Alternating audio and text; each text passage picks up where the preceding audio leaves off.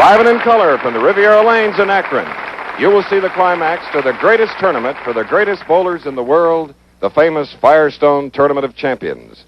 Before record-breaking crowds, starting on Thursday, 48 champions. There were nothing but winners competing, and after 48 games, 5 remain in a position to win the $25,000 first prize in a record-breaking total purse of $100,000. I'm Chris Schenkel, and how nice it is to be back in Akron, Ohio with the Firestone folks. The 6th time that we've been here to bring you the finals of this event. All right, let's get right to that action. Jim Stefanich and Barry Asher. There they are. The customary handshake. This is head-to-head. You lose, you're out. You get a fine paycheck in this $100,000 event. And here's the man that won it in 1967, Jim Stefanich. Chris, and he's a real threat. He moved all the way up from 17th place in the... And he opens with a boom and strike. Jim Stefanich, Joliet, Illinois. And his opponent in this very first game, whom you met at the beginning of our live color telecast, 24-year-old Barry Asher. He's just been voted the best dressed off the lanes.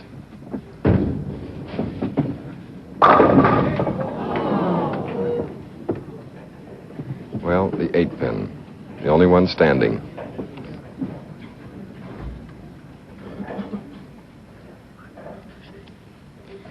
Billy, you know a lot about this man because you started him. He's your protege.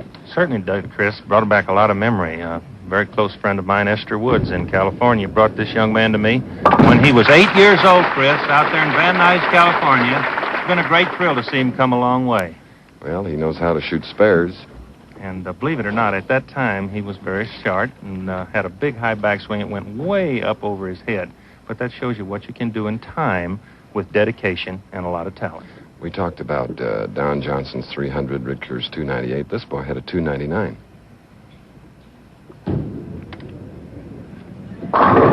And on the left lane here at the Riviera, the first strike for Asher in 2 frames. Now, getting ready to stroke in the second, Stefanich with a strike up.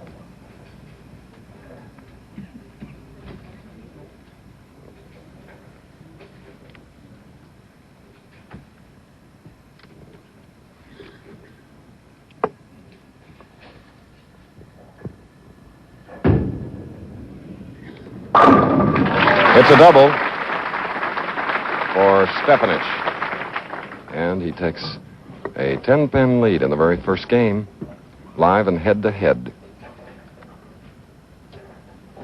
This is the do-or-die part of the competition, Chris. A loss here, and you have to wait till next year. All right. Now looking for 3 in a row.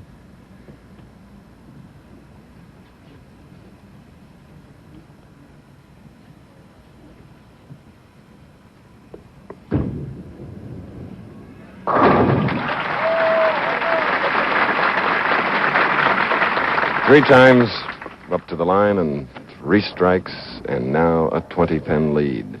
Asher with a strike up in the second.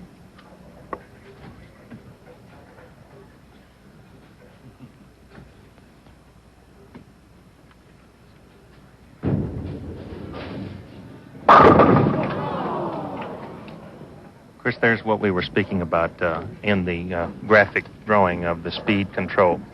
A little too much speed, a little too straight in the entering angle there, and the 6 goes right around the 10. That's a calculated risk that the player must take. If he were slower than that, it may break too sharply for him. All right. Cross lane.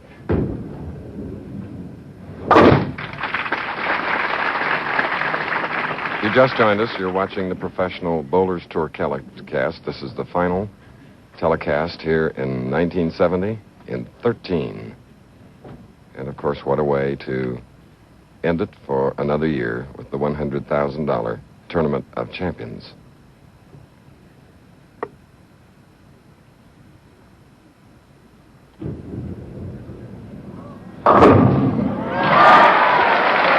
And now in the left lane, he has 2 strikes, 2 spares on the right lane, trailing by 20 pins. The action will continue live and in color on the Professional Bowlers Tour. Shooting in the 8th frame, has 7 strikes.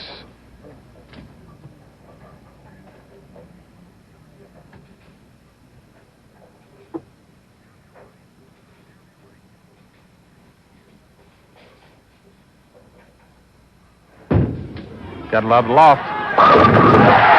There's 8, 4 to go. Got a lot of loft on that, Chris, but he's straight enough. Look at Pete Fountain, who came all the way up from New Orleans. And he's seated next to Jim Stefanich's bride. And in front of them, tenor saxophonist Eddie Miller. What a nice surprise for them to come up after being with us last week in New Orleans. There are the strikes. 8 in a row. Looks like a clarinet, doesn't it? It really does.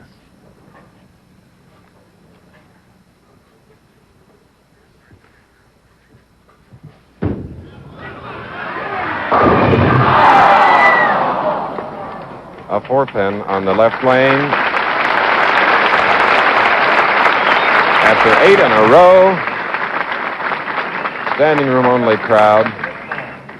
And there have been thousands here in the days of competition. And here today they had to turn them away, unfortunately, but we hope those turned away are watching with all of you on ABC. What a great way to open. We hope you've been with us from the start. Our 3:30 Eastern airtime. As we look at Barry Asher, he's trailing by 61 because his opponent had 8 in a row, then marked with a spare. And there's a double now with a strike in the 9th frame for Asher, cutting the lead to 51. However, with only 1 frame to bowl, Chris, he has a possible 238 game. Jim Stefanich could open in the 10th and still win. He's in the 260s now.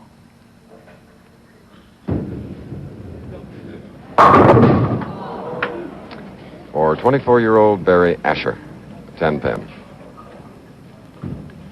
Chris, that has been pretty much a story, not only for these 5 finalists in our telecast, but for the 24 finalists and those who didn't make the finals. It was pretty much a story of them all being in the pocket. Wayne Zahn missed by only 20 pins.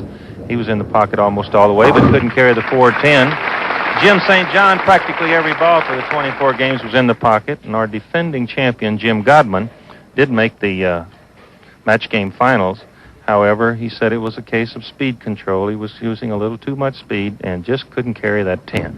But they've all been in the pocket this week. Really enjoyed the conditions here at the Riviera Lanes.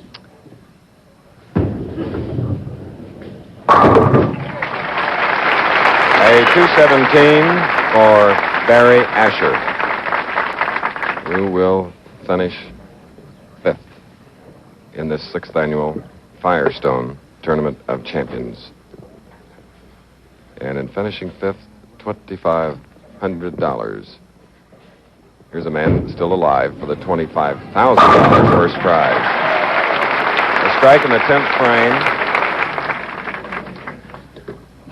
Gorsey is the winner with 8 in a row, a spare, and now a strike in the 10th.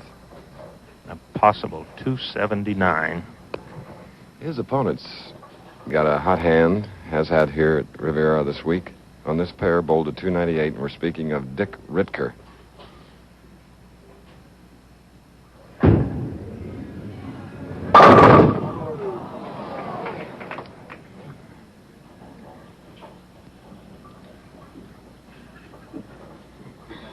What a big game for Stefanich.